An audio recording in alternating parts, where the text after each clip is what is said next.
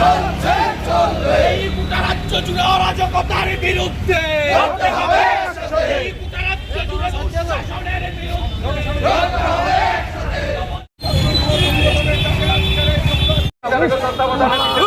সংগঠন করতে হবে।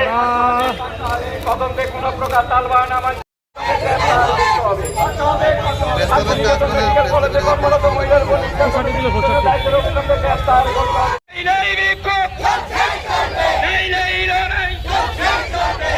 মহিলাদের নিরাপত্তা নেই কেন? তোমার তাই জবাব দাও।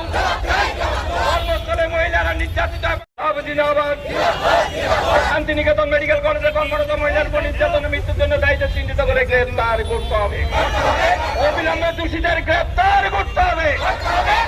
শান্তিনিকেতনে মেডিকেল কলেজে কর্মরত মহিলা নির্যাতনের মৃত্যুর জন্য দায়ীদের অবিলম্বে চিহ্নিত করে গ্রেফতার করতে হবে। নাইলেই লড়াই আন্দোলন চলছে। ইনকিলাব জিন্দাবাদ।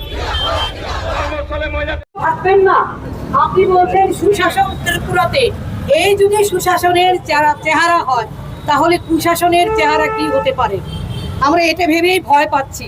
সুতরাং অবিলম্বে মনীষা দাসের মৃত্যুর সঠিক তদন্ত হোক এবং এখানে মানবিক আবেদন নিয়ে আপনারা এগিয়ে আসুন এই তদন্ত কাজে।